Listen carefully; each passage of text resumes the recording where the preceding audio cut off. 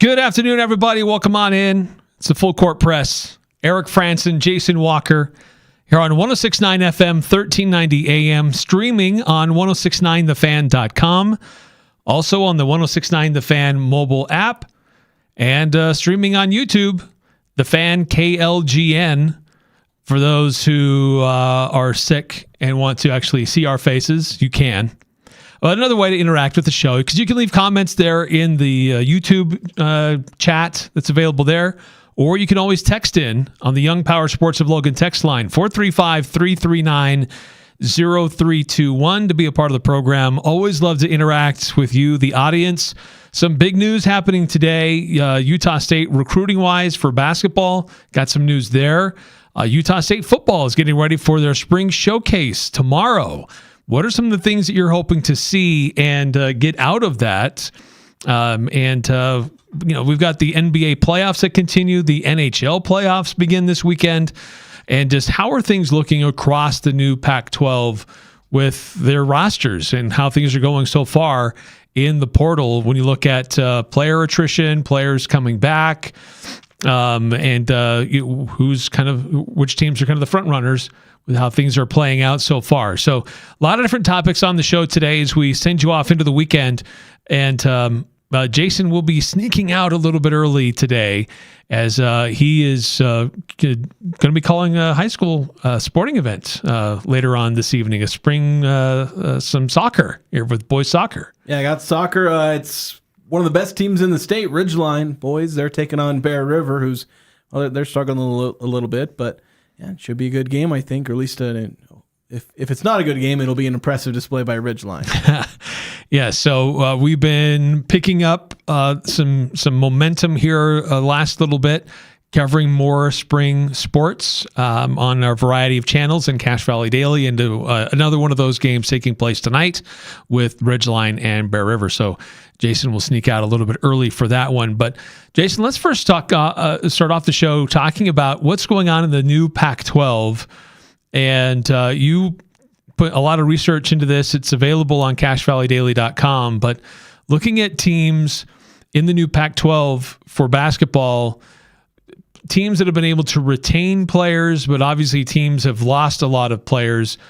And who's doing better in that front with returning experience and potential like win shares and box plus minus? You've done a lot of the different research and combining it into one.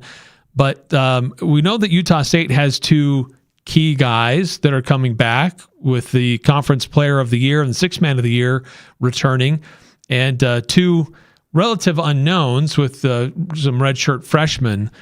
But there are other teams who are not as in good a position as the Aggies, but certainly there's one team in particular that has got a lot coming back, and so they don't really have much attrition. So let's first talk about Colorado State, because that is a team, Ali Faroukmanesh, their head coach, he's done a really good job of keeping his roster together. Their season was mediocre, started off okay.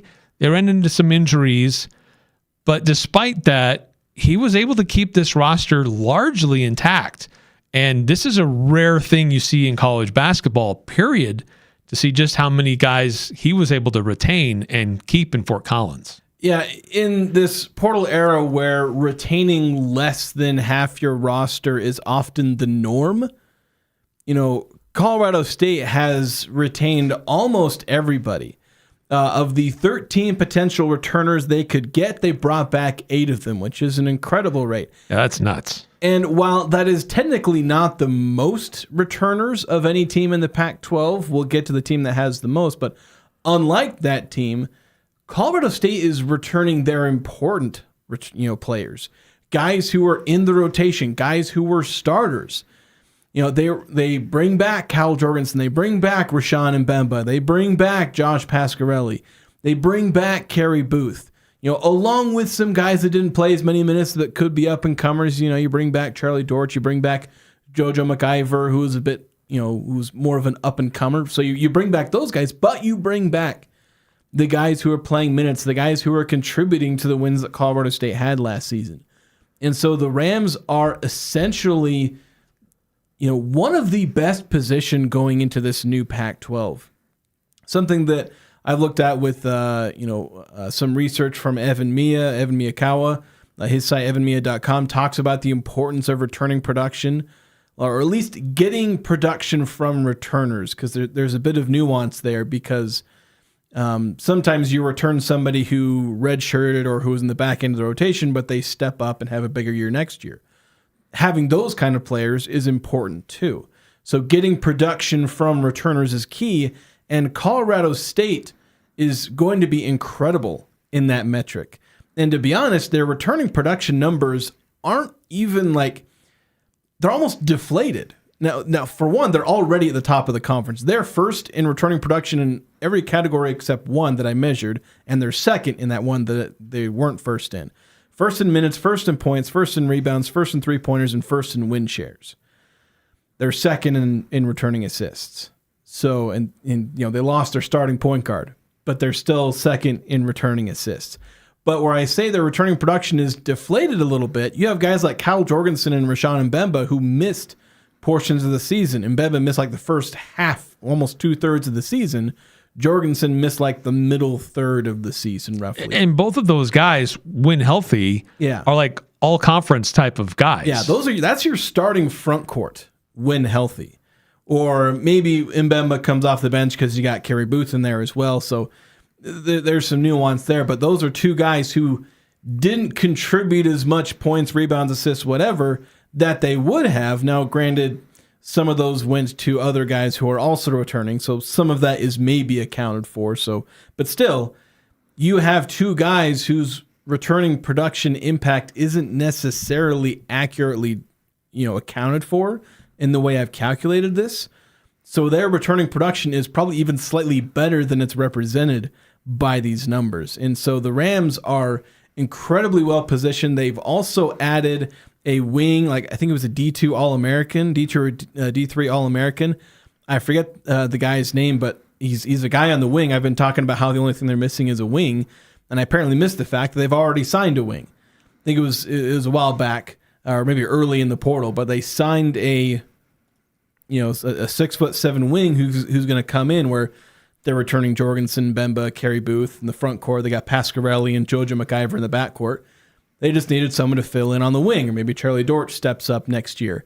But they brought in a wing. So Colorado State has most of their rotation already set, with a few spots to fill with the transfer portal and their high school recruits. So if you're looking for sleepers for next year, Colorado State is a perfect candidate, where I think people may lean toward Utah State and Gonzaga and San Diego State, as those have been more consistent programs. I know San Diego State's lost a lot, but they're San Diego State. They're usually good. Right. But I think Colorado State should very much be, not just say, okay, they're going to be in the top 4, but I very much think that they could end up having a season on par or better than Utah State or San Diego State, because they've got an incredible foundation of great returners, good incoming players, and a coach that's now hitting his stride. Yeah, returning production or returning players can sometimes be a bit of a smokescreen as to what a team could look like next year. It's almost like in football, the comp that I would think of is if you're winning the time of possession battle, that doesn't always mean that you're winning the game. Yeah. In which year was it with Jordan Love? Was that 20? It was 2018. I think 2018. Utah State never won time of possession. Yeah. But they clobbered all of their opponents. And so they had these huge margins of victory, and they only held onto the ball. They had scoring drives that would last under a minute to get up and down the field. They led the country in most touchdown scoring drives under a minute. Yeah. So returning production sometimes in my mind is kind of similar to that. And so sometimes it's okay, you bring a lot of guys back, but that doesn't necessarily mean you're going to be a good team. But what you've done, you've gone beyond just returning players. You've looked at what is their production? What did they do when they were on the court? How did they impact winning? And that's where Colorado State, that's why I wanted to lead with them. They've got a lot of players coming back, and they have a lot of players who are good players. Their season was hampered by injuries. And they also had a rookie head coach. He's coming into his second season. He's a little bit more familiar with what it means to be a head coach.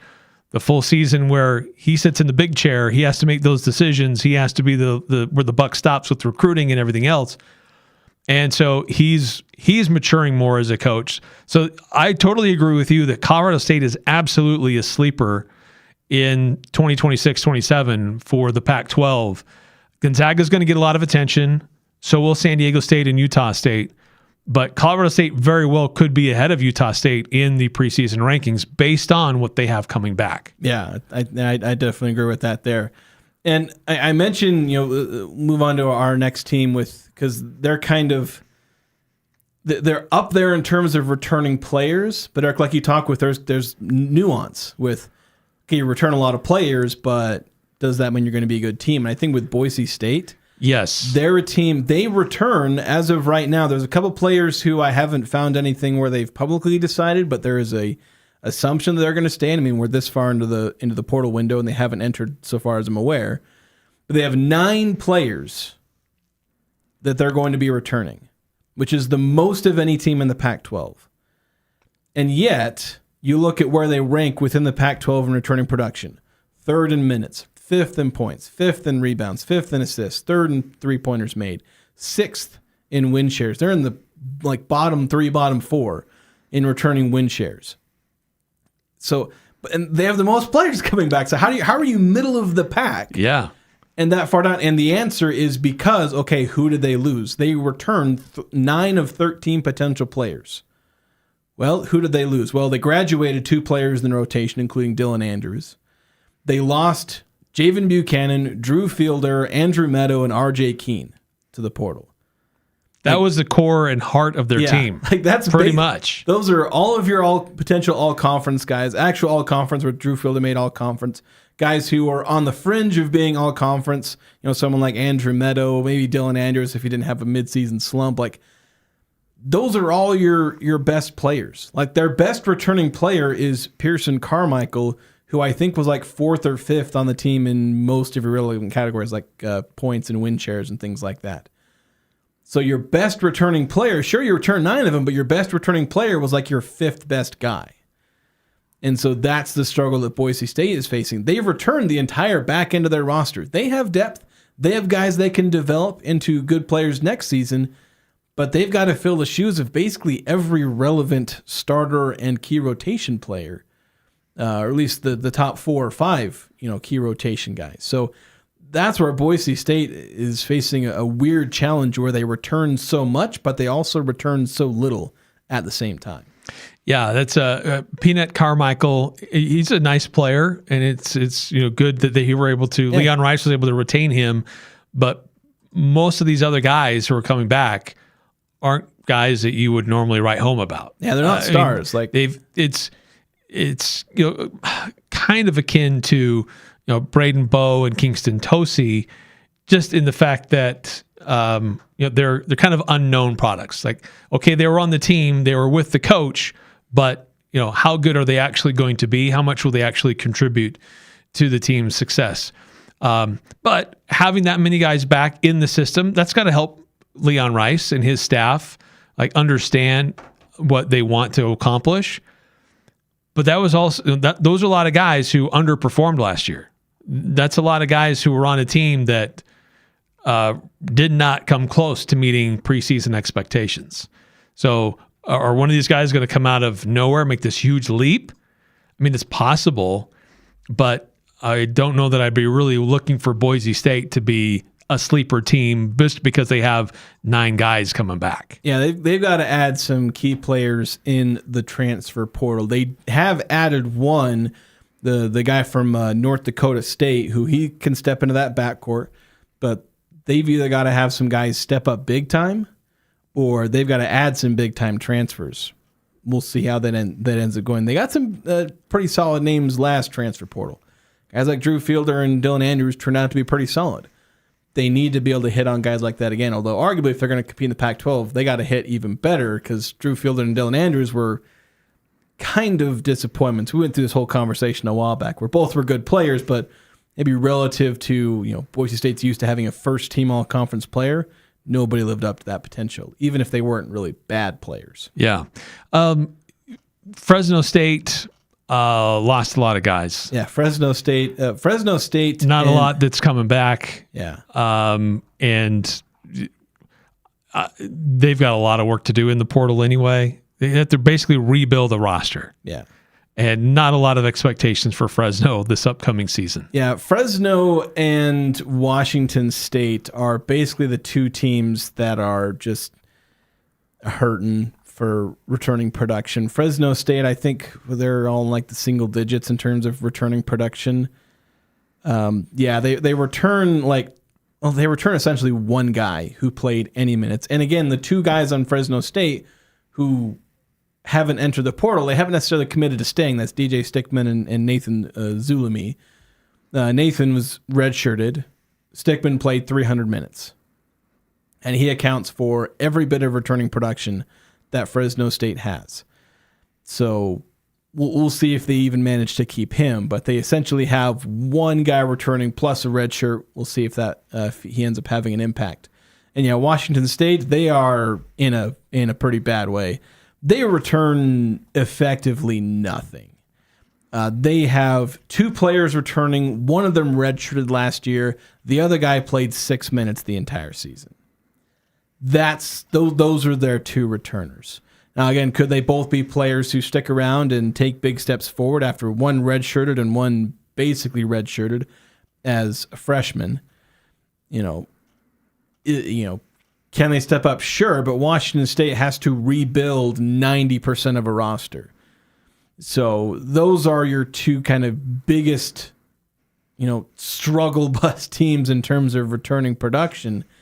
And, can they, rebuild off of that? Fresno State mostly did that last year where they were improved despite losing most of their roster. Washington State was a decent team last year, but they're losing so much. Can they rebuild after, again, losing effectively everything? Every rotation player is gone.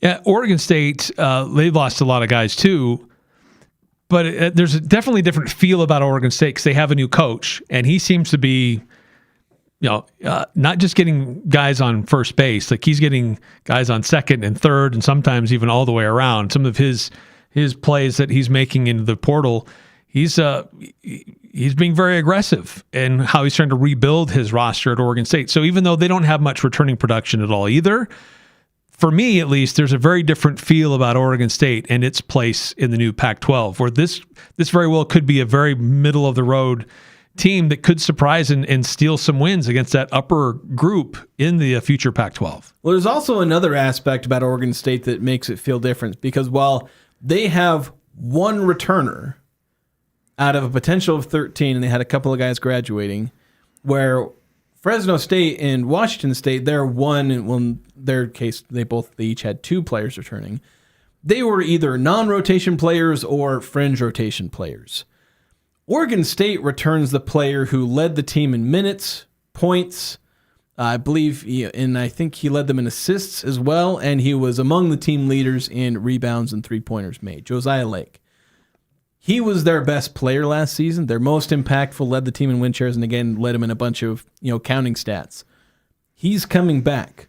So, and he alone carries Oregon State to almost middle of the pack in ranking in the Pac-12 in some of these returning production metrics. They're still kind of on the bottom half because he's only one guy. But they return their best player, kind of a diet version of what Utah State is, where they return two key players, not much else. Oregon State returns their best player, and as you mentioned, while this isn't fit directly into the talk about returning production, it is very important to recognize that Oregon State is rebuilding pretty quickly, quicker than anyone else in the Pac-12. They have 5 additions via the transfer portal, and there's some pretty nice players there. They got 2 7-footers. They got 3 guys with length on the wings, guys that could play power forward as well. So they're well on their way to building out a rotation. I'd say that they have, 6 guys out of their, that are going to be in their main rotation. We're going to be looking at a 9-man rotation. And Oregon State's, if you could build a starting lineup for them right now, and it wouldn't look half bad. Yeah, we're about halfway through the number of teams, maybe just a little bit more than half. There's a number of others that we still want to look at with kind of comparing what do the attrition rates look like in the future Pac-12 versus those who are well positioned to just add some additional pieces to what they already have in place for college basketball, for men's basketball in the future Pac-12. If you want to weigh in on that, we always love to get your thoughts. Got some text rolling in. We'll get to those as well on the Young Power Sports of Logan text line, 435-339-0321 here on the Full Court Press.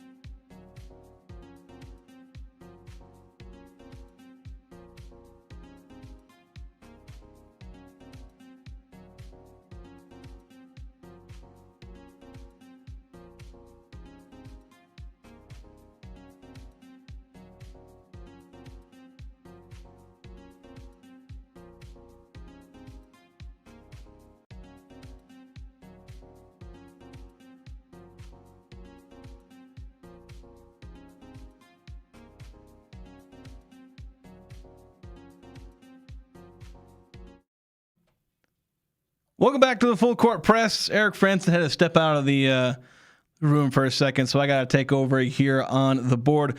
Welcome back in as we continue to discuss the transfer portal retention, or just retention in general for a lot of these teams in the new Pac-12. We've gone through about half of them. Let's get to some of these texts on the Young Power Sports of Logan text line while we wait for Eric to get back in here. 2444, shifting a little bit toward recruiting, but noting some news about Xavier Zenz, who committed to Illinois earlier today. The Aggies have been trying to get him Talented 6'7" wing out of Wisconsin. Mr. Wisconsin, or Mr. Basketball in Wisconsin. But he committed to Illinois. Had visits with the Aggies, with Wisconsin, and with Illinois, and he ultimately committed to the Fighting Illini. And 2444 on the Young Power Sports Logan text line saying, well, darn, maybe we can get Zenz out of the portal after he redshirts next season at Illinois. Who are our main targets in the portal or high school recruiting right now? I'd say they're not really looking at probably any more high school recruits. They have Jordan Boyd, Jax Allen coming in. I don't think that they're going to try and lean on any more freshmen. So they're very likely to just look toward transfers at this point. I'm not saying they won't add any. There's no possibility of any more high school players, but I'd probably expect it to stay at 2, at most 3. As far as in the portal, they had one guy who was going to be coming on a visit. That was Tyreek Coleman, although he apparently canceled his visit. He's the guy that Iowa or Iowa State. Illinois State.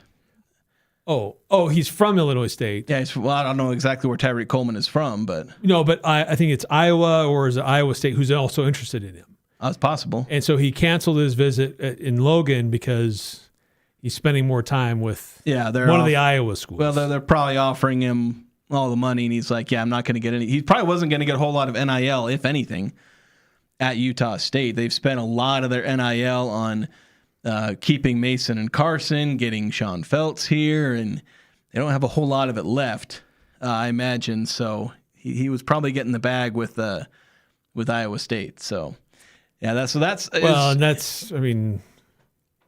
Otzelberger, Iowa State. Oh yeah, great coach. I can't pronounce his name. Yeah, I mean they're a Sweet 16 perennially type team. Great conference. Yeah, it's hard to compete against that, as we found out with Xavier Zenz. Yeah, it's hard to compete with teams that are, Utah State can compete with some power conference teams in recruiting depending on the situation. But when you're talking about a Final Four team, a team like Iowa State, that's really tricky to deal with.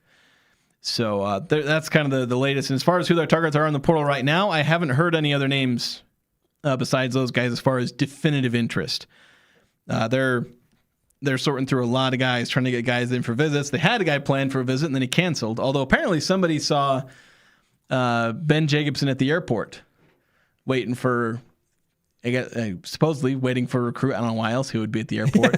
So either a recruit maybe his mom's coming into town. Yeah, either a recruit or potentially an assistant coach. There's a number of players. Although it was funny that somebody posted the picture and they're like, Ben Jacobson coming to pick somebody up, and then it was Ben Jacobson. I didn't recognize the guy who was next to him. Of course, it's from behind, so it's hard to recognize him anyway. But kind of framed in between the two people was this little old South American woman who's probably all of 5'2", and so it looks like they're waiting for her. Yeah, and she's like, she looks like she could play ball though. She probably has eligibility. Yeah, probably. She looked like she's probably in her 30s or something like that. So maybe a little older, but yeah, it was just kind of funny that there's this little lady in between. I was like, is that who they're trying to recruit and bring in? It was just kind of funny the way the picture was framed. Let's get through some of these texts on the Young Power Sports of Logan text line. Apologies had to step out for a second. Did you already do 2444? Yeah, I just read 2444. That was the first one I got to. Okay, 4781 saying all these state schools, shake my head, don't they know that San Diego, Fresno, and Boise aren't states? Learn some geography. Yeah, you got to figure that out. Yeah, Utah State and Texas State are really the only ones. I guess Washington State, Oregon State, they're okay. Yeah, half of them know what they're doing. The other half don't. Yeah. 9315 with a number of texts here. You could put on hookey masks. I imagine probably meant to say hockey masks. And not show your face. It is playoff hookey time of year. Did I just hear they changed the rule in basketball about playing those overseas games? You can do it every year now. If this is true, will Utah State go play those games? Yeah, that's something we really didn't get into the other day, but they just changed it. It used to be you could go play internationally once every 4 years, and they just removed the restrictions on that. If you want to go play internationally, you want to take your team and go play in a tournament or just tour some different countries playing games, you can do that every summer if you want. And so it's expensive. But there can be some real benefits of doing that. Jared Calhoun did that in his first year. A chance to bring the team together, get early practices in. You get to legally do more practices, and you can get ahead with your team. But the risk is that you can burn out your team or risk wear and tear on your team with doing that. Going overseas is an opportunity to come together as a squad because you remove a lot of distractions. But it can also be used as a recruiting opportunity. Not just say, hey, come play with us and we're going to take you to Croatia. But you might actually be in Croatia and find some younger players that you want to bring back. So there can be some real advantages of that. But there's definitely costs associated with it too. Yeah, it's a chance to get recruiting connections, because that's the biggest thing, is just having connections with all these European clubs, because it's just so hard to find information. A lot of times it's out there somewhere, maybe sometimes, but like, how do you know about this one kid who's playing in a random Croatian, third league, development program? And he could be the next big thing, but sometimes they're just hidden. You can't find them. I wouldn't say that these trips really risk wear and tear. Utah State boat raced the 3 teams they played over there. They weren't really competing super hard. It's about more practice. And so I think that ends up being the benefit. And the major key will be how many teams can afford it? Because it basically becomes another kind of pay to win type situation for bigger programs, because in an era where so many teams are replacing 10 guys per year, then having more practices to get those guys together, that's an advantage over teams that maybe can't practice an extra, I forget how many practices it is, but you'll be able to be ahead. Some teams who maybe can't do it every single year won't be as ahead. Mm-hmm. And so it kind of becomes important to be able to do these, because now it's not just up to, what is the timing for your school? Like how, Utah State kind of got lucky with Jared Calhoun coming in, having a mostly new team. They get to go international. It really helps them out. It's not about that luck. It's just about, can you afford to do that every single year? So that becomes an interesting insight as far as will Utah State be one of those teams that's able to do every year, or they're going to have to do every other year or something to that effect? Yeah, and I don't know the rule. Is it international, or does it need to be across the pond? Can you go up to Canada and do some games up there where you're not really traveling that far, or in Mexico, or I don't know. There's a lot of great basketball in Mexico. What teams are you playing over in Canada or Mexico?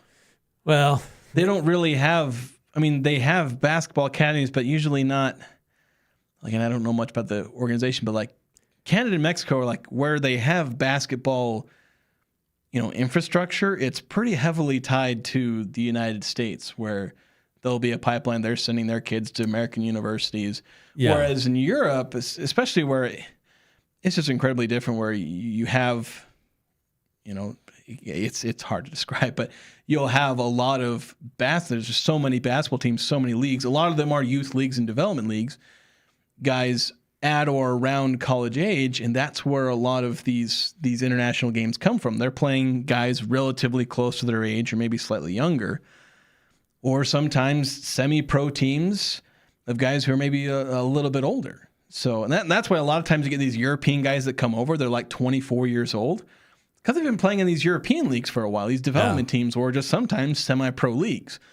They're not EuroLeague, basically the one league that everyone knows exists over in Europe, but they're playing in smaller leagues. And a lot of times these are the ones that these college teams are playing. So yeah, they play for national teams, and there are different leagues. It's a very different structure. We have high school and then we have college.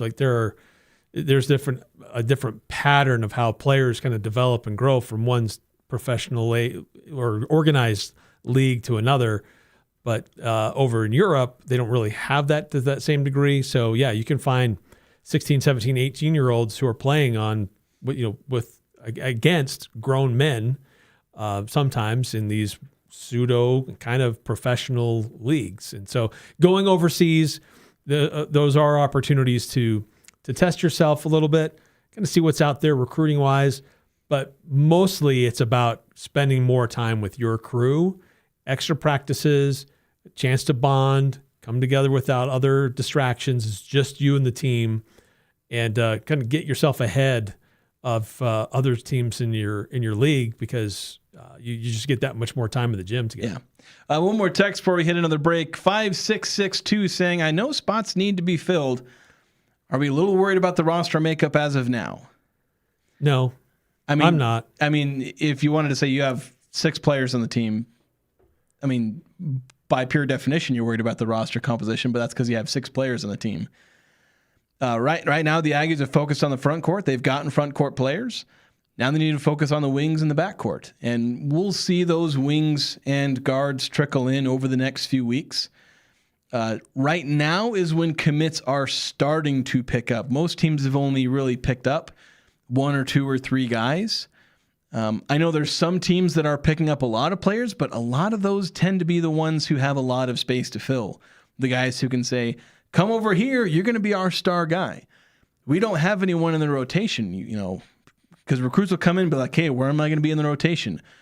Where am I going to fit in with this? And these new coaches will be like, there's no competition. Come in. And so that's where Oregon State's picking up 6 players, because they're just wide open for the most part. Yeah. Save for, I guess, your starting point guard.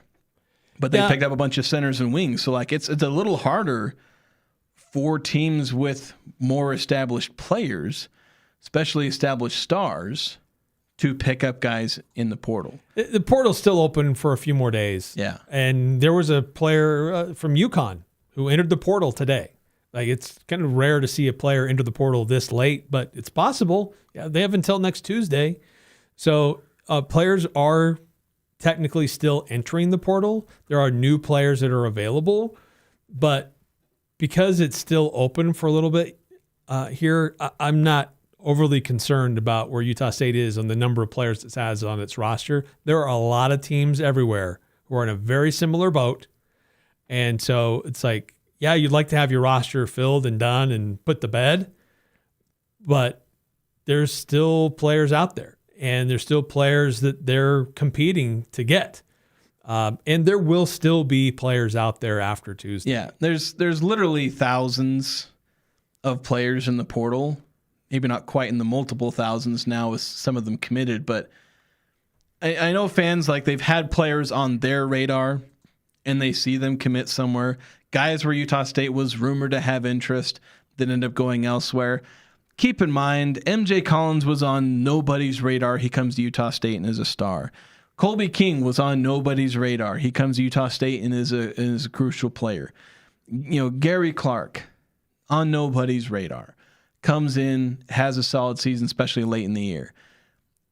The guys that Utah State is going to pick up is a lot like the head coaches. You have your favorites and you have the guys you hyperfixate on. And a lot of times they're going to end up picking up, because there's so many candidates. There's such a wide pool that there's no way you can figure out who they're going to, hone in on.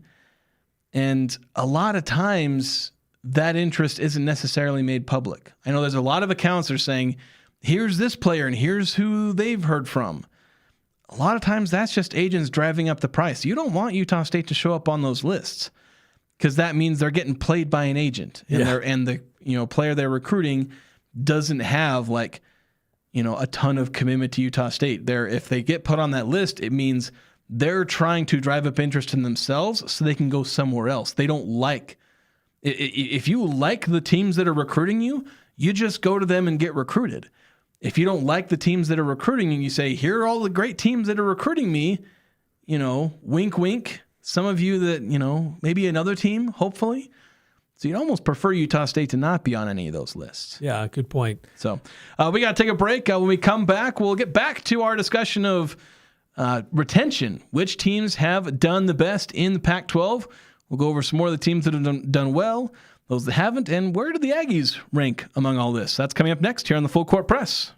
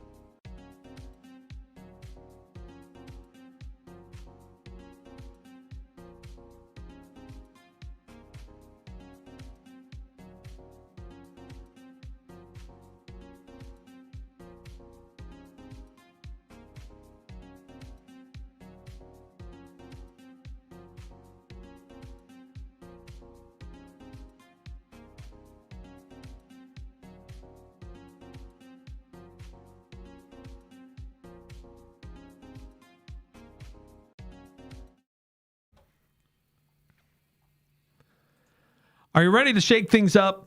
Live Young Rentals is now open at Young Power Sports.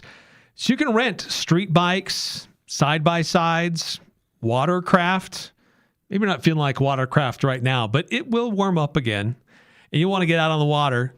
If you don't want to buy something, you just want to rent something to try it out, go check it out at Young Power Sports, Live Young Rentals. And you can call ahead to find out more details, 435-755-7111. That's 435-755-7111. And get out and go with Live Young Rentals. So we were talking about the new Pac-12, teams that have returning production, teams that are facing attrition. And we got through about half of the schools. And Jason, one of the schools that I'm most interested in for a lot of reasons, with their history, with their coach, and what they normally bring to the table as an institution is Gonzaga. But this is a team that is as good as they are and the history that they have. They've still had attrition on their roster, but they do have some players coming back. Are they like Boise State, where this is just a bunch of guys who were there but didn't really contribute? Or are they more like Colorado State, where they've got some dudes coming back? Well, they're ultimately middle of the pack, and that sounds like a cop-out, but they're fifth in the conference in returning minutes, fourth in returning points, fourth in rebounds, third in assists, second in three-pointers, fourth in win shares.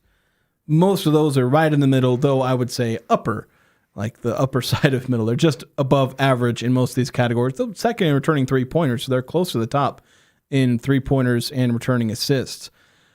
They're kind of like Utah State in some ways, in that actually most of their returning production was lost via graduation. They lost Graham Ike, Tyan Grant Foster, Adam Miller, Jalen Worley. Those are all guys that played about 680 minutes or more. A lot of their leading scorers, Graham Ike was their star. He was their top player, and he exhausts his eligibility.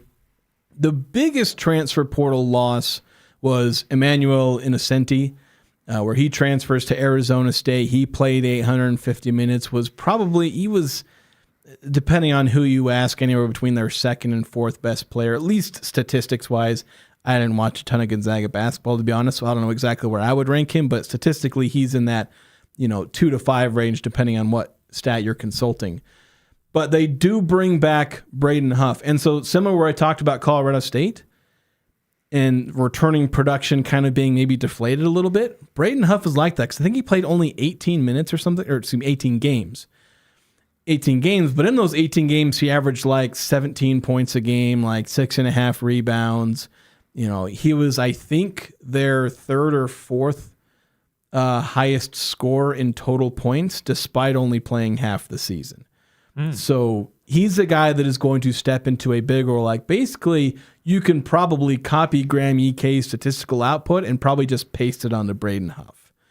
And so that's the kind of player he's going to be, but that's not represented in the returning production numbers. Big 6'10", 250-pound forward center, big impact player for Gonzaga, who, had he been healthy, they're likely a Sweet 16, Elite 8 type of team, with the type of roster that they had with him in the mix. Yeah, and so they have him coming back where his production isn't accurately represented by these numbers. Mario Saint-Superi, I don't know if I'm saying his name right, but he's one of their top returning guards, kind of a shooting guard, small forward type, but kind of a two guard or maybe a third guard on the wing. Davis Fogel, also a pretty solid returner. They do have a couple of red shirts, Parker Jefferson, Alonzo Metz. We don't know what they're going to be like after a redshirt season, but both have a decent amount of talent as well. So they have, players who can step up into bigger roles next season, and they have some decent returning rotation players. They're going to need to add some good transfer players, and they'll likely go out and do that. I think they picked up one transfer. I have to double check. They may or may not have picked up one transfer already. But they'll be fine. I think there's nothing that should be too bad for them. Mark Few is still there. They still have a scheduling mentality, a type of recruiting mentality that produces good teams. They they just thought I heard that they announced a non-conference series with somebody just the other day. Can't remember who it was, but it was a P4 program. But that's a good program, good coach, good program. They usually recruit well. They find players internationally. They find players domestically, and they fit them into important roles. But Texas State is another one that I'm curious about. A team that we're not super familiar with, not like San Diego State or Colorado State or even Gonzaga, as they're a national program. Texas State is kind of that wild card team. Their Ken Pom, their net rankings, not particularly great. In a conference that wasn't particularly great for basketball, but it does look like they have some core guys that will be back that they get to try to build around as they make the transition into the Pac-12 too. Yeah, so Texas State is just really interesting because they are pretty much second in returning production across the board. So you have Colorado State, who they're returning like 60% of their production. Texas State is returning between 40 and 50% of their production in most areas. Where Colorado State is first in almost every category that I measured, Texas State is second in most of them, first in assists, but then they're also fifth in three-pointers returning. But that's a lot because of their returning production is more in the front court with some of their non-shooters. But the two biggest players they return is DJ Hall, the returning freshman or rookie of the year. I don't know what they call it in the Sun Belt, but top freshman in their league last year. They return Caden Gums, who was one of their other leading scorers, 900-plus minutes at that guard position, their leader in assists. And then they also return Robert Fields, who isn't like a massive returner. He did play about 470 minutes, was one of the front court guys who was playing with DJ Hall. So they return 3 rotation guys, 2 of them starters, and another guy a key rotation player, everyday rotation player, largely coming off the bench. So I think he had a few starts through the season. So they have they do have 2 other returners they have on here. That they have the Purnell brothers. At least I think they're brothers. They both have the same name and they're both the same age. They're probably twins, to be honest. Same size. Yeah, they're both same size, same class, 2 pounds difference. So, but they were kind of one of them played 230 minutes, the other played 32. So not as big. So they have 5 returning players, but 3 of them are key rotation guys. What makes this a lot more interesting, though, is that they played in what was, I think, Ken Pom ranked the Sun Belt as the 20th best league in Division I, and everyone else is coming from the Mountain West or the West Coast, which is, I think, your 6th and 8th best league, according to Ken Pom last year. That is a massive jump in difficulty. Now, mind you, Texas State, they finished like 19-13. They were borderline 20-win team. Like a lot of those, just pure wins and losses and things like that, those all looked decent, but they did it in a league that was way down the ladder. Can they make the jump? We'll see, though they're about as well positioned as you can hope they would be based on the guys they're returning, the level of returning production they have, especially relative to the rest of the conference. All right, we've got to take another time out here in the Full Court Press. Still San Diego State. We haven't talked about the Aztecs yet. And how Utah State kind of compares. We've alluded to the Aggies here and there, but a little bit more on this discussion. Of course, if you want to weigh in, we always love to hear from you on the Young Power Sports of Logan text line, 435-339-0321.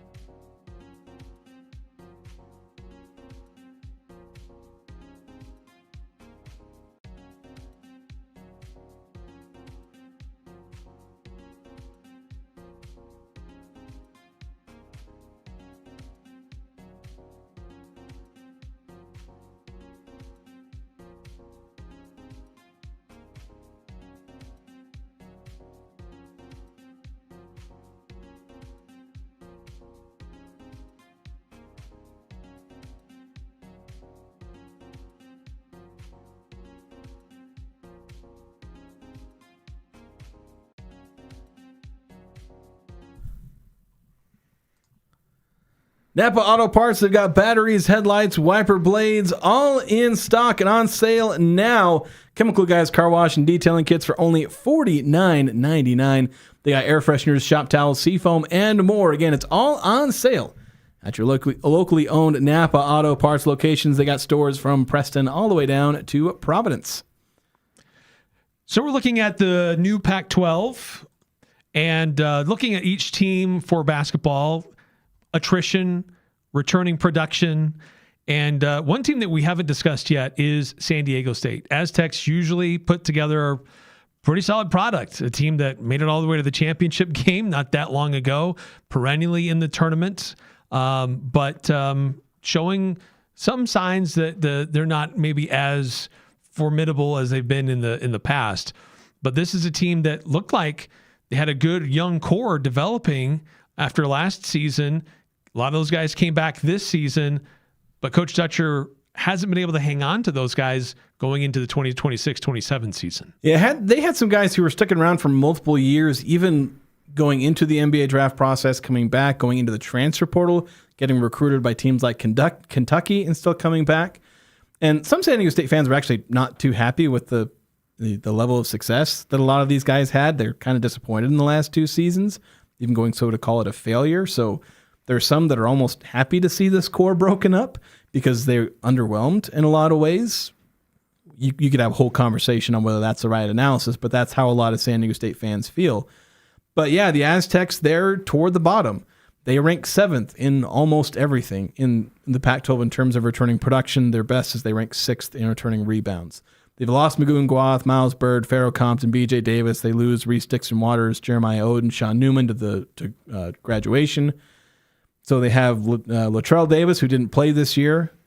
They have Elsie Harrington and Tay Simmons. And they got to build around that.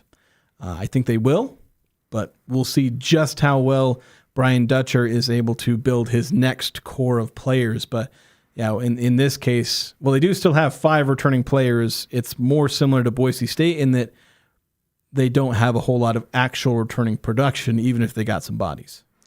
All right, so if you want more details on what the Pac-12 will look like as far as attrition and returning production, go check it out at CashValleyDaily.com. Jason's put the work together, and you can see all the forms and the charts that help illustrate some of those points. But stick around, a lot more to discuss here on the Full Court Press. Some college football discussion coming up next hour.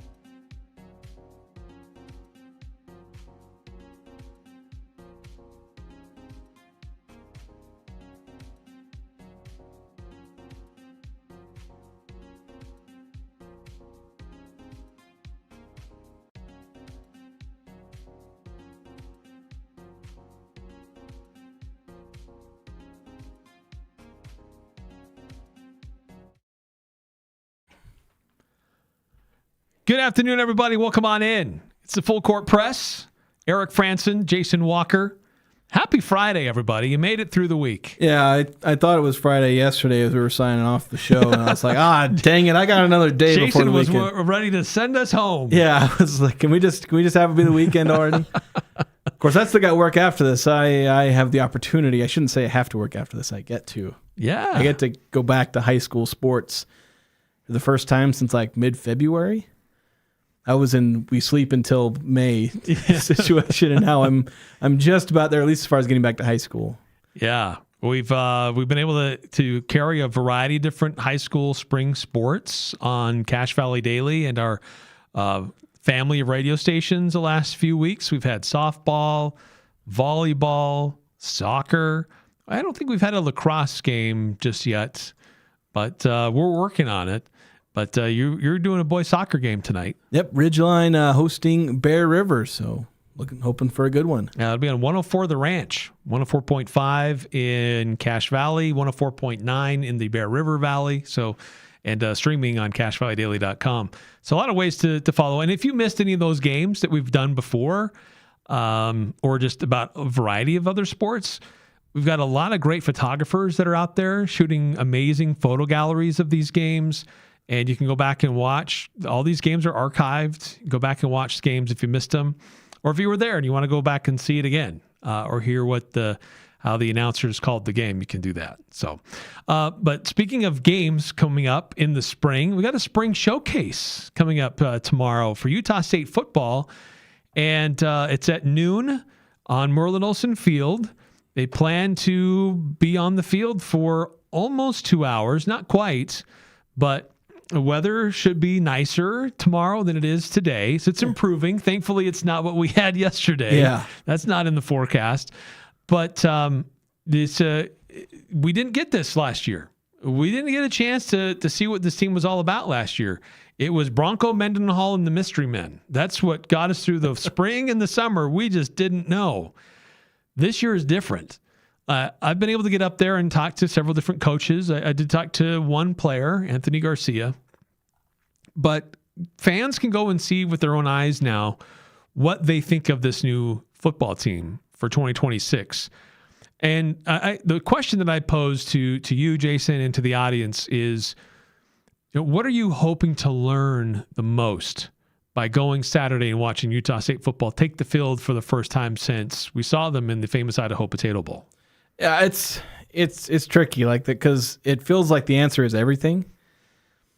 Because every position group you look, there's something that I want to learn. Quarterbacks, like who's going to be the starter? And I think importantly, like who's the backup? Because who the backup is tells us a lot about the potential development of Caleb Maryland. If he's the backup, that's a good sign. Yeah, means he's developing, means that he's impressing in spring ball. If he's a third string, maybe he's lagged behind a little bit, or it's a good sign maybe for Grady Brosterhouse.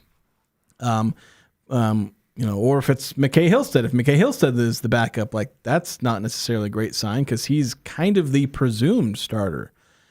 He's the one that we're kind of assuming he's the one that has the experience. He's the one that has, he's up there in terms of talent. Like if you try and rank the Aggie quarterbacks by just about every single metric other than size, which I don't really measure quarterbacks by size unless you're literally measuring them. To me, he ranks first or second in basically every category, but especially in experience and production at the Division I level. But if he's not the starter, like that's either not a great sign, or again, maybe it's a really good sign for a Caleb Maryland, Grady Brosterhouse, any of these other guys. But then you move on to, wide receiver. Running back's probably one where I'm not too, concerned watching. I'm assuming Javon Jacobs is going to be toward the top. You've got Sesi Vailahi, I think I'm still learning how to pronounce his name. Those are two guys I expect to be the top. Noah White, probably not going to be too many surprises there, but wide receiver. Where's Javon Robinson going to fit in? I'm expecting Tim McStarling to be at the top of the depth chart, but will he actually be there? Where's guys like Rex Haynes and whatnot? Then at the offensive line, who are those starting tackles? The interior offensive line is probably going to be fairly well established, but who's on that, on who's bookending the offensive line? So, and that's just the offense. So for me, a lot of it is trying to figure out depth chart cores. It's probably going to be hard for me because a lot of these newcomers who are potentially going to be starting in some of these spots, they don't have numbers. I don't know how I'm going to identify a lot of these guys, which is kind of where Bronco Mendenhall's, system of waiting to give players numbers. Like, how do fans connect with any of these players if, one, they don't know what these people look like? And even if you do know what they look like, it's hard to recognize people when they're wearing football gear. Yeah, so on that, there are some players who do have numbers. Yeah, about half the team has rosters or numbers. But everybody has a name on the back. Yeah. Now, if you're in the stands, or especially if you're up in the press box, you better bring your binoculars. I ain't going to be in the press box because I got binoculars, but I got to make sure that I can read names. Bring binoculars anyway, because you're going to need to see whose name is on the back of the jersey. So yes, that will be a bit of a challenge, but there will be some who have numbers who will be identifiable. Yeah. So a lot of the returners, but none of your quarterback room, most of your wide receiver room, the tight ends, fullbacks, or at least some of the fullbacks, one of the tight ends is a returner. The guys in the offensive line. Like, there's going to be a lot of guys who's like, who's that? Who's that? Can you turn your back so I can read the name on the back of your jersey? So it'll be a challenge. I'm going to be doing my best. I'm going to be jotting down as much as I can who's there in the depth chart. So that'll be something that I'll be trying to take care of. So if you want to just go there and watch and try and figure out some of the players, but then can't quite figure out the depth chart for yourself because nobody has any numbers, I'll try and help you out there. And there will be others who are figuring that out as well. So there'll be more than one of us figuring out the depth chart as we see it for the spring game. Yeah. I know you detailed a lot of stuff on offense, and there's just as much to yeah, I only went over half the team, and there was many things we could have gone over there. Yeah, but since you kind of detailed offense first, I'll just continue with that. Now, I haven't been to practices. That's a lie. You've snuck into half of them. I've been there at the end of practices, so I can comment on things that I've observed after practice has formally concluded, and there are some interesting things to note from that. And some of those are like the players that stick around and do extra work as everybody else is coming off the field, grabbing their cookie that Bronco Mendenhall's wife has cooked or baked for everybody. Dude, those were amazing when they made those. Every practice, there's a big bin. Is it really every cookies. practice? Yes. Jeez. But there have been some times when I've been there waiting to do my interviews, and there are players that are still doing things, running drills. All the cookies get taken, and they're gone, and it's put away, and they're still out there doing work. So there are a number of players who are trying to go above and beyond. They're giving up cookies. They're giving up cookies, Mrs. Mendenhall cookies. That is not an easy feat. That is a major sacrifice. And not always, but because I haven't been to every practice. But of the ones that I have been to, generally, it's wide receivers getting extra work in. And there's some defensive players getting some extra work in as well. But the wide receivers are trying to put in extra work with the quarterbacks. And of the quarterbacks that I've seen, it's more often than not McKay Hillstead who's out there throwing for them. And so I don't know that necessarily means anything, but it is interesting to note who's willing to sacrifice a little extra more time. And they come off the field, they're exhausted because those coaches put them through a lot. But they want to stay out for a little bit longer, have a few more throws, run a few more routes, give up the free cookie, and just doing things when all the coaches are off the field at that point too. These are just players doing things because the players are trying to be better, and they're calling it out themselves. So there are some interesting things to watch to see how much of that carries over to what we see on Saturday. McKay Hillstead is the front runner to be the quarterback, the starting quarterback. When you see him and Caleb and Brady next to each other, Brady is a full head taller than those other two guys. Yeah, he's like 6'3", 6'4". He's a big dude. He looks like a Division I college quarterback. Not that the other guys don't look like college quarterbacks. They're smaller. Yeah, they're not the old prototypical because they're 5'9", 5'10", 5'11", depending on who you ask. It's like, but so I haven't really seen them as much as I've seen McKay, but I haven't been to a full practice, so I don't know what they're doing and how they look. So the quarterback position is the biggest curiosity for me. As we talked about yesterday, when I've been doing these interviews with the coaches and the different position coaches and even the coordinators, there's a consistent theme from all of them about how impressed they are with the depth that this team has. We don't know about the stars or what the starters might look like, but at least we know, I have the feeling like this is a team that has good competition in practice and developing some good depth. So if somebody goes down, it's not that big of a stretch or a loss to have somebody else step in. Yeah. So, yeah, we'll get a pretty good picture of that, at least on offense. Well, we talked about the offense. Yeah. So I guess we can talk about the defense as well. Biggest things maybe you're looking for on the defensive end, where I don't know, maybe. I have my thoughts where like every position group has their questions, though. I don't think it's quite as extreme as on offense. The defense feels a little bit more settled. They have some more returners at some of these positions, but there still are some things that we'll probably be both looking for. So what are the biggest things you're looking for on that defensive side? Well, so Bronson Olivau comes back to anchor the linebacker position. And does he take that next step as a leader and someone who produces on the field? There were moments where he was really good, but there were other guys who were more consistent. This is his year to be the guy at the linebacker position. And then what do the edge rushers look like? Either the outside linebackers or those guys on the defensive front. Like, do they really have dudes who can be disruptive and really challenge an opposing quarterback? And that's kind of what's hard about a scrimmage is like, was the defensive line, like, were they just really extra physical? Was that edge rusher awesome? Or did the offensive lineman miss his assignment? And did he make the mistake? And so it's always kind of hard to really judge on some of that. But defensively, what happens in that front seven is most interesting to me, most important for me to kind of watch and pay attention to on Saturday. Yeah, and that is always the catch-22 of analyzing scrimmages. Is every sack that happens is both a good and a bad thing.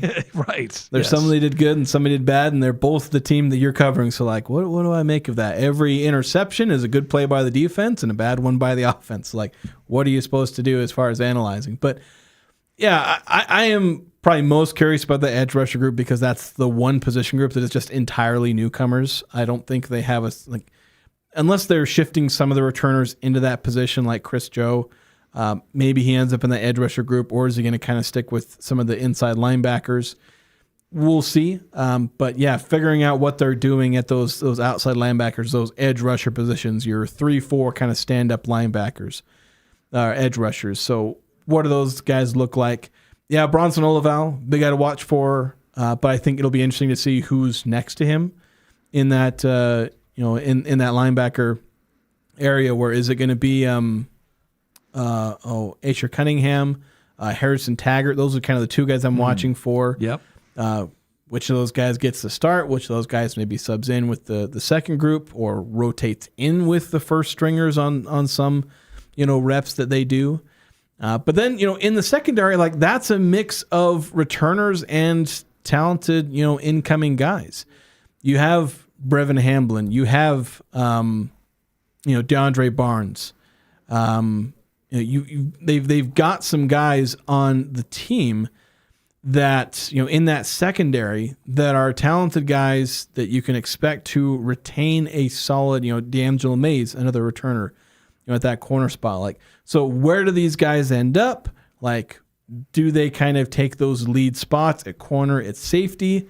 Or how do guys like David Kabongo, Chapman Lewis, see my trouble with remembering names coming back to bite me, Antonio Blewett, like, you have some really talented guys, Marky McKenzie, did I say his name right?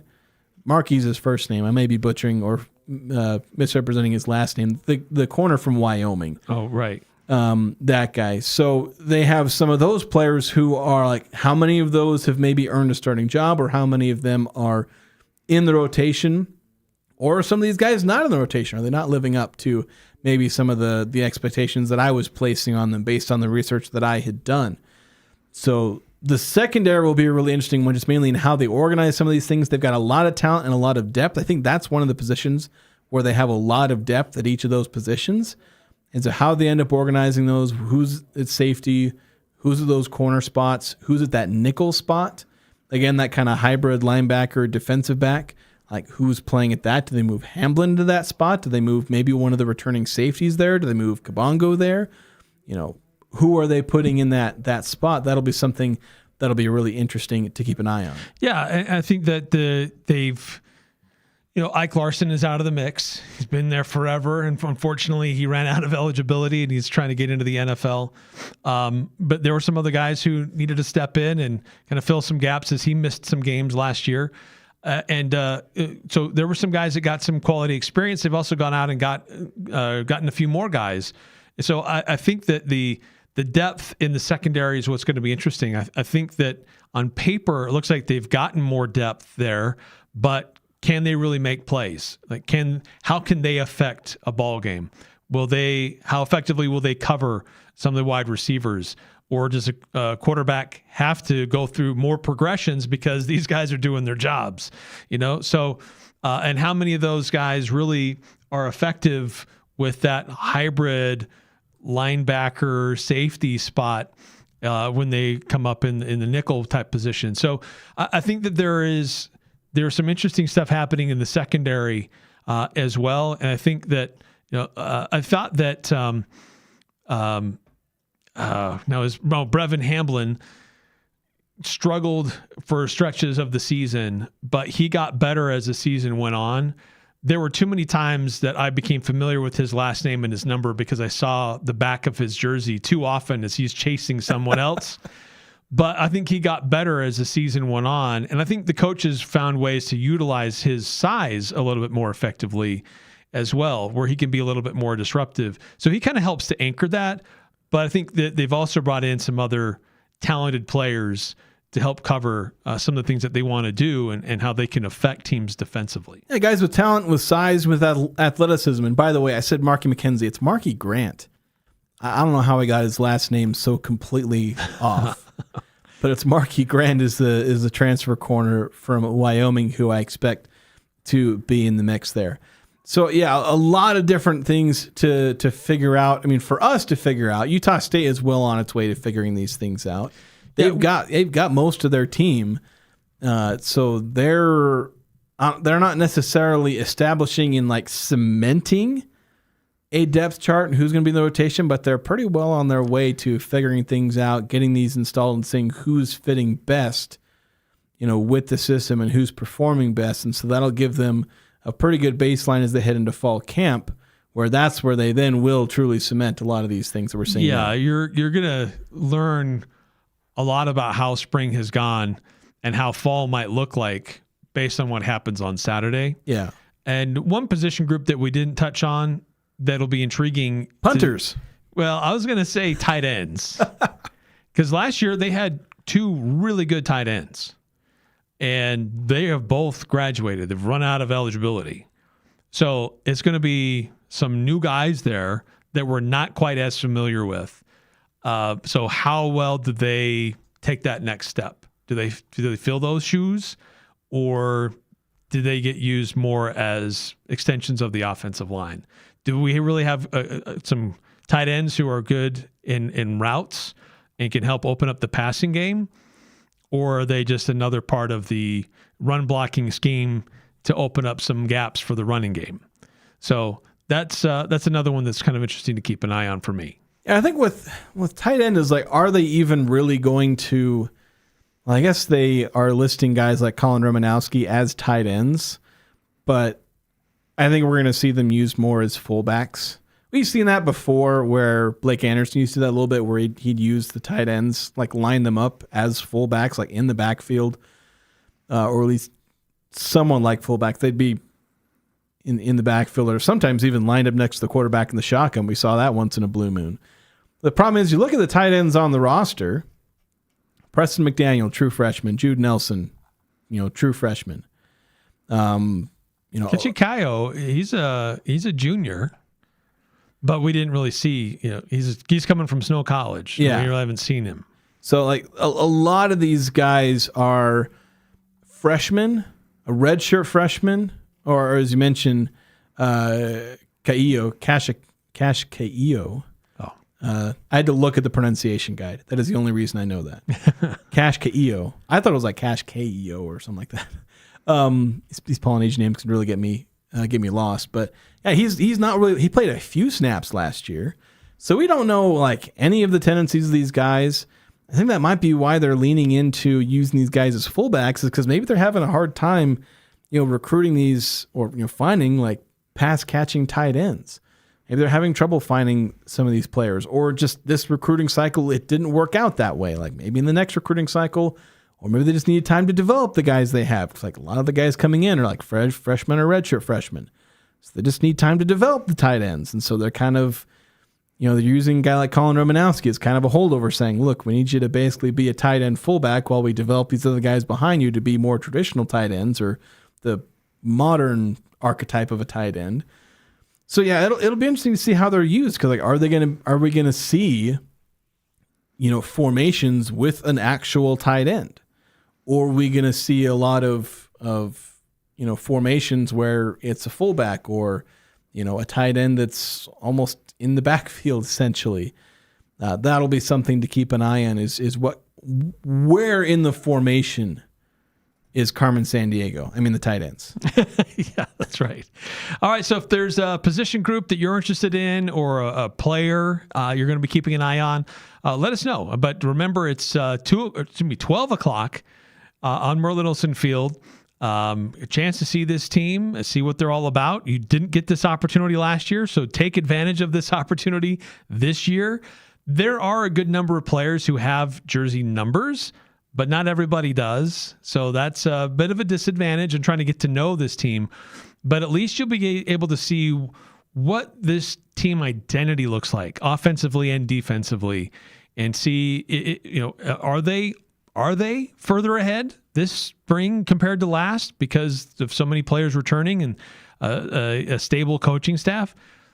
That's what we'll try to figure out. But if you want to weigh in on that, we'd love to hear your thoughts. 435-339-0321. And coming up on the other side of this timeout, there are some changes. They've been talked about, but it looks like they're starting to move further along into being reality. Some changes to the college football calendar. I know it's something that Bronco Mendenhall has advocated for. Apparently, he's not alone in that. We'll discuss next on the Full Court Press.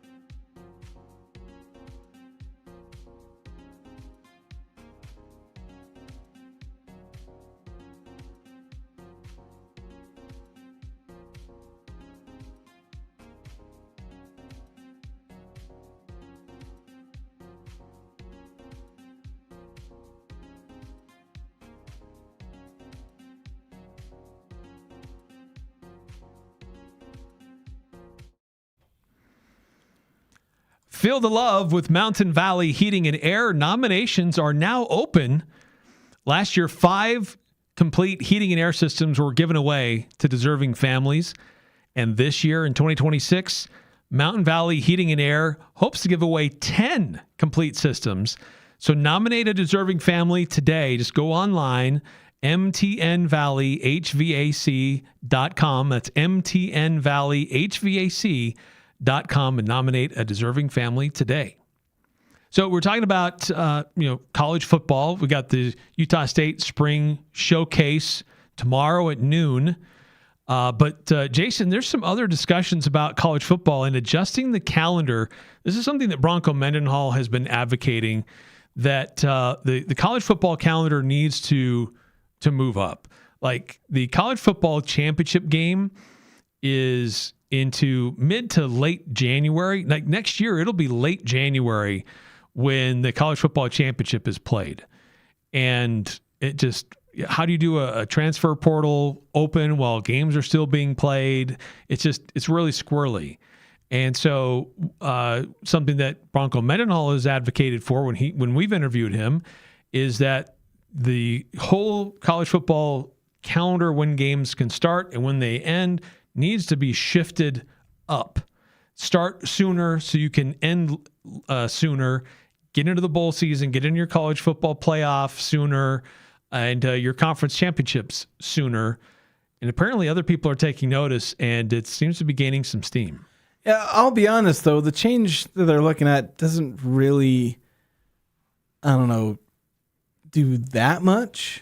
Like, because they're going to shift it to basically start where week 0 has been the weirdest part of the college football calendar, where like 10 teams will play a game that week. And so they're looking at just having everyone start on week 0, make that the new week 1, which it helps, I guess, and that'll make it a little bit better. But this isn't, you keep talking about Bronco Mendenhall wanting to overhaul the calendar. This is like a drop in the bucket compared to the changes that at least he feels need to be made. And I tend to agree with him on a lot of those cases. Yes. Or at least that something needs to be happening. So like, as far as how broken the college football calendar is and how broken it can end up being with how much they want to keep expanding the playoff, it's at least a step in the right direction, but it's like a baby step. Yeah, this proposal is coming from the NCAA's Football Oversight Committee. Yeah, and right now it's a recommendation. This isn't like something that's imminent. It's not something that's like guaranteed to even get in. It's just like, this is one that says, hey, we think this should happen. Yeah, so their recommendation is like, this is a standard start date for everyone. And you do that before Labor Day weekend.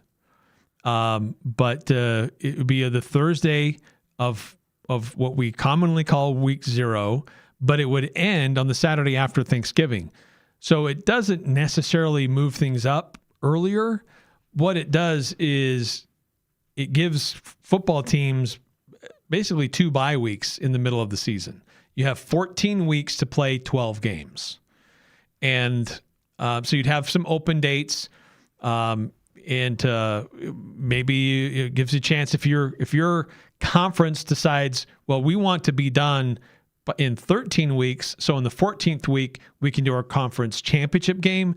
That provides that flexibility for conferences to do that. Yeah, and I think the quicker we can try and move up a lot of these, like have the end of the regular season happen as early in November as you can manage it.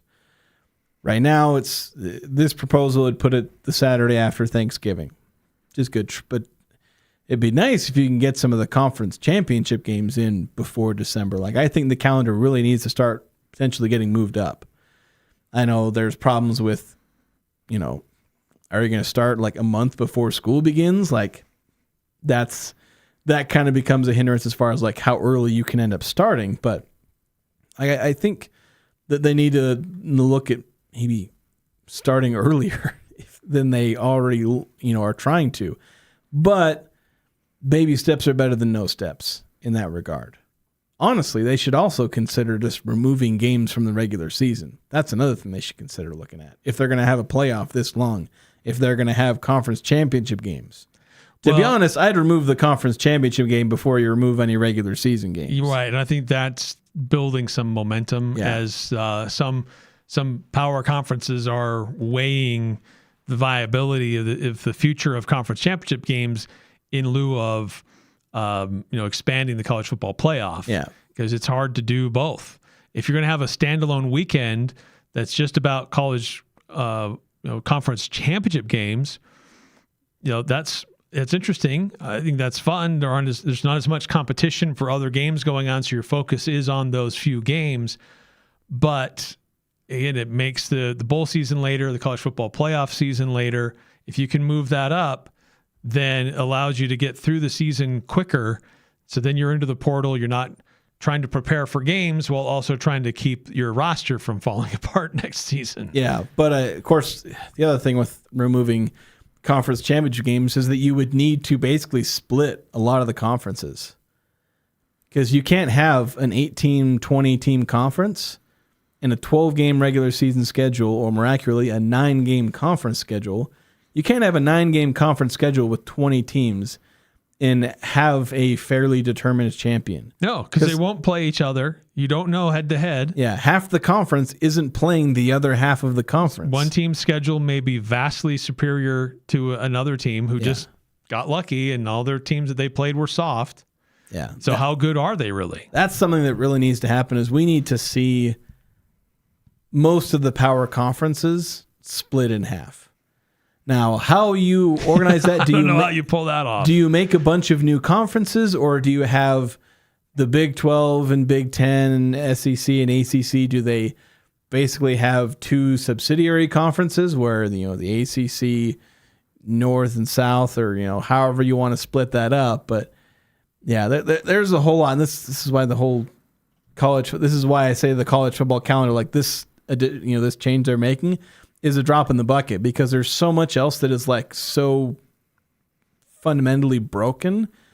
It's like this one proposal is like stitching up a paper cut on your arm while your other arm is falling off. Like, sure, there is something that you are addressing and making better with this change, but like, maybe maybe this needs to be a baby step in that direction. Maybe that's what we're working with. The arm that's falling off, you're making the first stitch on that. Maybe I'm not giving enough credit to this change.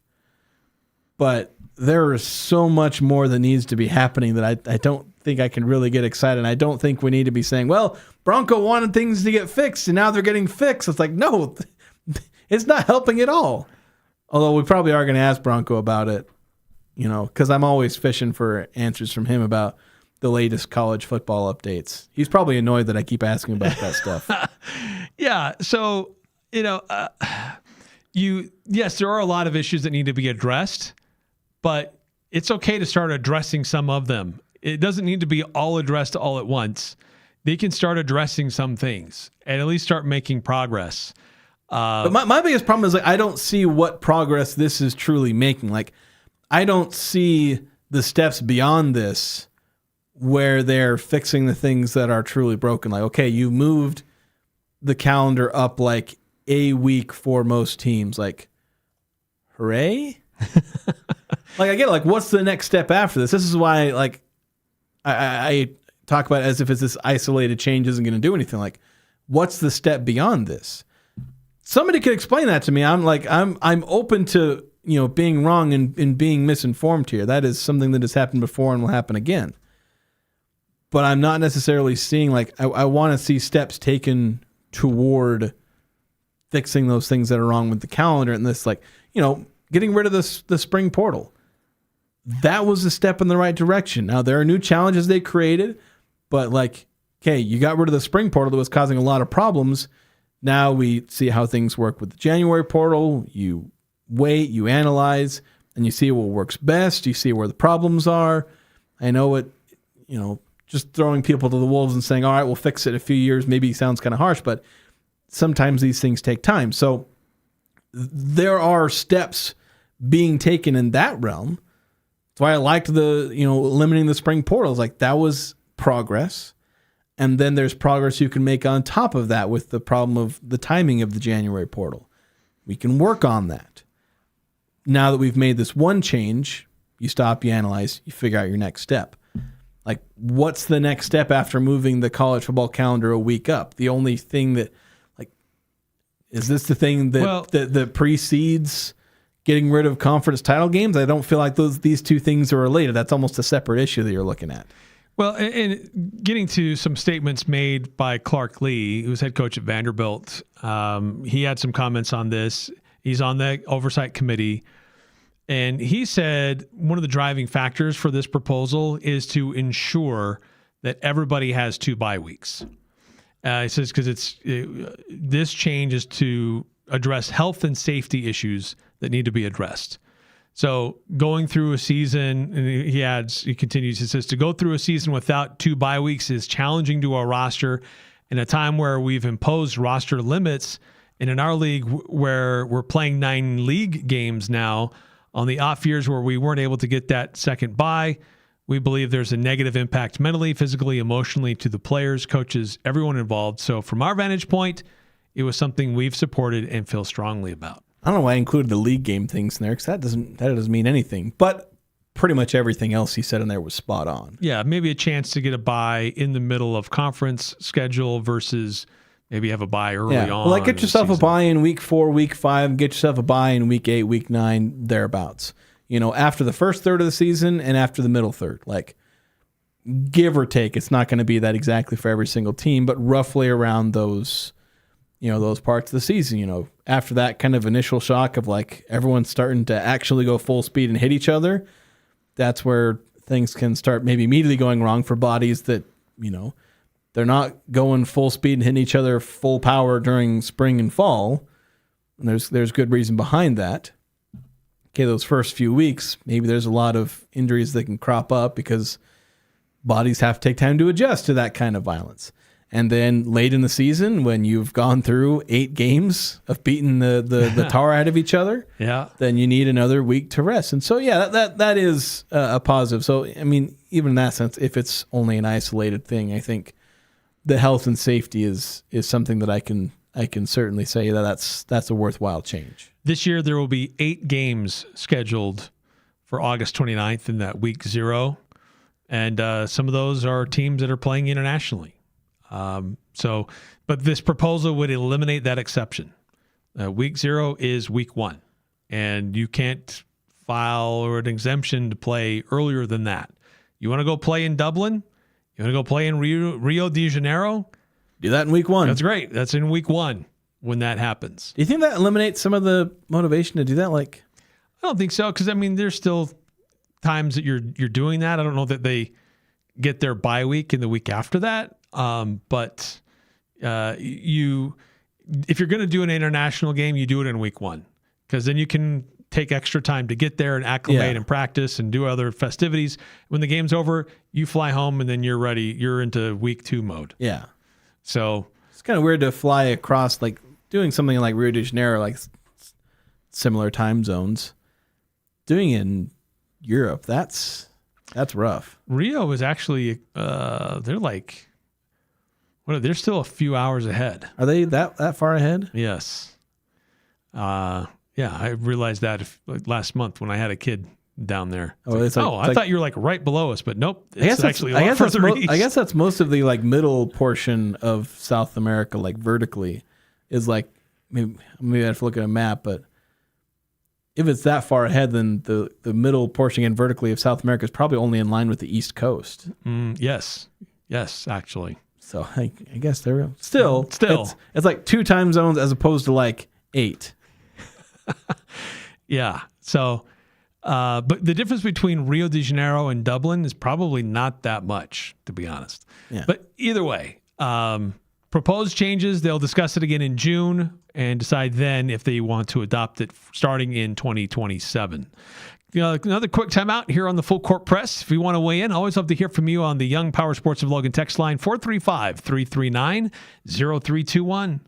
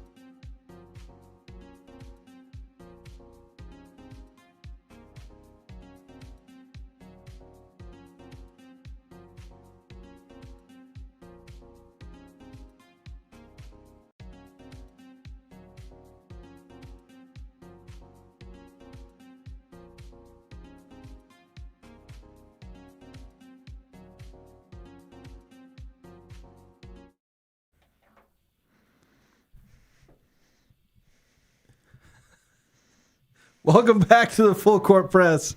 Camera's not pointed at me. We got to make some adjustments here. Birdie's Golf Lounge is over at 650 North, 870 West. They got a swing AI coach system using the Unicore iXO2 launch monitors. They got 2 additional cameras for superior analysis. They got over 2,000 courses available, created using LiDAR for the most realistic mapping. Top-of-the-line launch monitors with 3 internal cameras providing the most accurate readings for every part of the game. Or, to use the simple man's language, they got a lot of fancy tech that'll help you with your golf game. Yes, very fancy tech, which I need every little piece of help I can get. Whatever we can help with. On the YouTube chat, we had SJB John messaging and saying, Happy Friday. But also, says they're saying, here's my prediction for best to worst returning production. Saying Boise, San Diego State, Fresno, Texas State, USU, CSU, Washington State, Oregon State. I don't know if I necessarily agree with the order there. I don't know if I agree with that order. I wouldn't put Boise State that high as far as returning production. Returning players, yes. Of course, Gonzaga's also not on that list, so Gonzaga would probably be somewhere in the middle, though. And Fresno State, not even close to the top. No. Yeah. I didn't necessarily give a ranking in my article. Are you talking football? Maybe he's talking football. Yeah, if this is that's a very different discussion if this is football. If this is football, that's actually probably a lot more close to accurate. Yes. In basketball, it doesn't quite make the sense there. But yeah, in my basketball article outlining returning, and that would make more sense where Gonzaga's not on there. But yeah, with basketball, where I did my article, I only listed them in alphabetical order. I didn't rank them as far as the best returning production I thought they had. Though if I had to rank them, I'd probably say Colorado State, Texas State, then probably Gonzaga, Utah State, and Boise State does get in there eventually. And then you get into your San Diego State probably in there as well. Yeah, San Diego State, Texas State. Texas State I had number 2. Oh, yes. So I've already lost track of all the teams, but I think San Diego State, Fresno State, and Washington State probably make up the bottom 3 in returning production. That's not necessarily a power ranking of who I think is going to be the best. That's just how they rank in terms of returning production. Right. Yeah. Different story for football, and I don't know if what that message was about. Since Gonzaga was excluded, maybe that's. I thought it was about basketball when I first read it, because that's what we were talking about. But we were talking about basketball, where that's football. I have not yet dived into that. I think SP Plus measures returning production, or like it has returning production if you go to Bill Connolly's articles that he puts out for ESPN. Though I think it's behind a paywall. It's on ESPN Plus, I think. Don't quote me on that. And some people, they'll repost it on like Reddit or something like that, usually somewhere. Or people like me will spit it back out in articles, because we basically take his work and make our own content with it. But yeah, I haven't really dived into football. We'll probably have some around the Pac-12 football content as well as spring gets over with. And we'll probably have some writers and whatnot from around the Pac-12 to get a bit of an idea of how football and basketball is going for Utah State's fellow conference mates. Yes. And some new conference mates. Yeah. So it'll be good to hear from them and learn more about this conference as we wade into a new era for Utah State and for a lot of these other schools too. But you know what? It's a big weekend in the state. Utah Mammoth. They've only been in the state 2 years, and they were treated as basically a brand new franchise. They essentially are. They imported a general manager and a lot of players, and they imported a franchise and then slapped the new tag on them. Yes. So it's not like they totally started from scratch. They basically started from scratch, but not really. They didn't basically. They had a leg up. They basically took a team and said, "Congratulations, you're a brand new franchise. You don't have any of the history of the old, but you get all of their players and personnel and stuff like that. Had a team, had a personnel. You get all the draft picks and all that other stuff. At least I think they got any draft rights or whatnot. Yeah. So still, it's a young franchise in hockey and in the state of Utah for sure. And they're into the playoffs in just their second year. And they put themselves in a good position. They're not a home team in the playoffs. They're a wild card team, but they square off against the Las Vegas Golden Knights, a team which they faced a couple of times in the regular season and won 2 out of 3 times. One was the most recent one was in mid-March, about a month ago, and Mammoth beat them 4-0.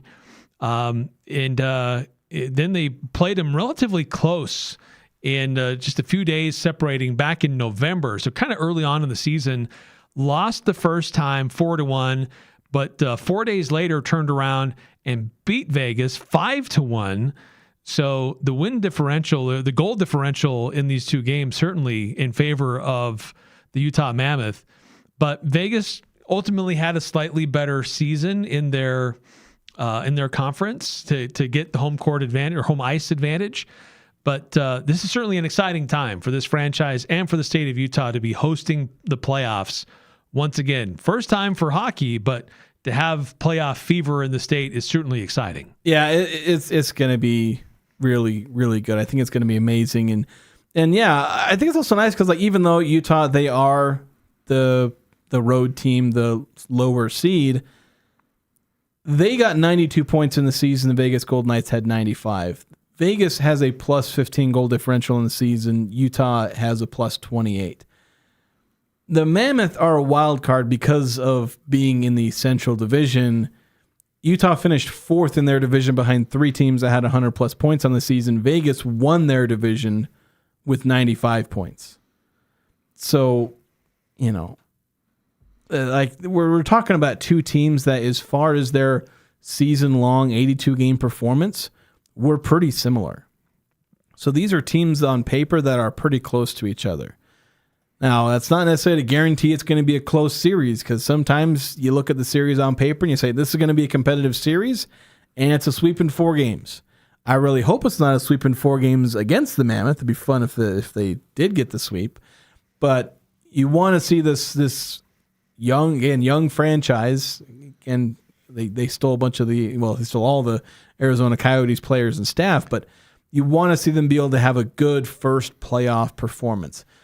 If they lose, have it be in 6 or 7 games, have it be a really competitive series, get as many games as you can in front of these home fans.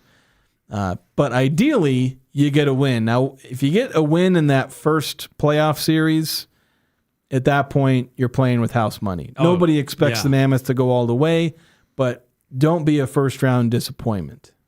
No. Quick text before we hit a timeout, 5338 on the Young Power Sports of Logan text line. Ticket Madness Illustrated. Prices for Game 3 at the Delta Center next Friday between Utah and Vegas going anywhere from $180 to $2,500. For Game 2 Tuesday night in Vegas, prices are from $80 to $400. Yeah, first-time playoff tickets are going to be premium. Yeah, maybe easier for Mammoth fans to go to Vegas. Might be cheaper, too. To watch their team play than to stay at home.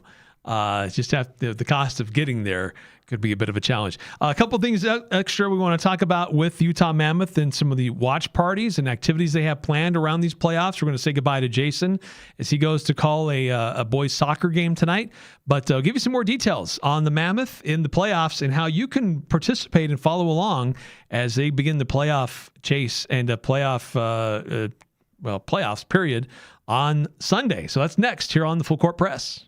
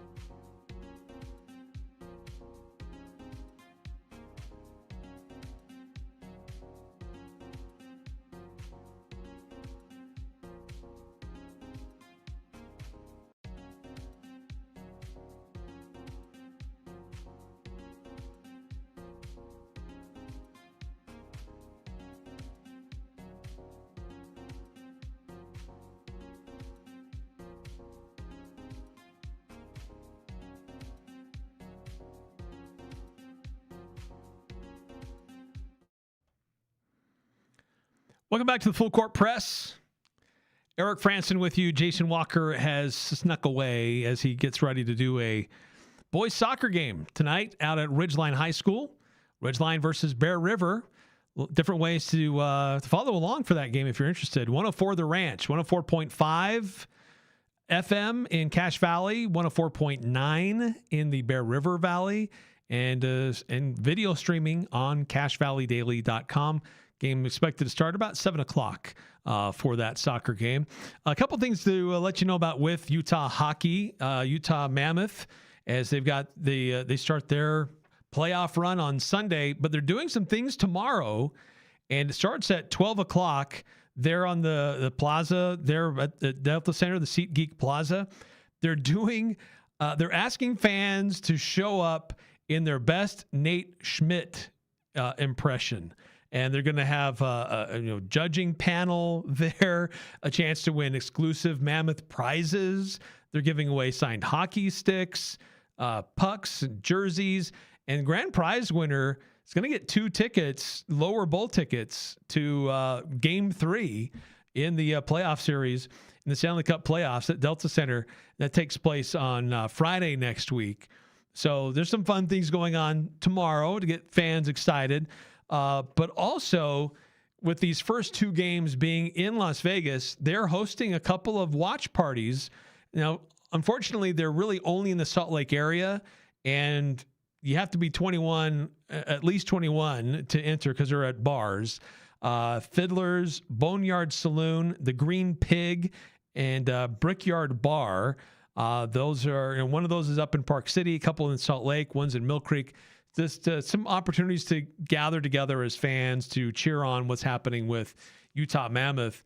But when they have their home games, if we just talked about how the tickets are expensive to go see these games in person, they're going to have some fun things going on the plaza outside Delta Center for the home games as well. So they're going all in. Hope it's going to be exciting as it starts Sunday at 8 o'clock between those 2 teams in Las Vegas to get things started on ESPN and here on The Fan as well.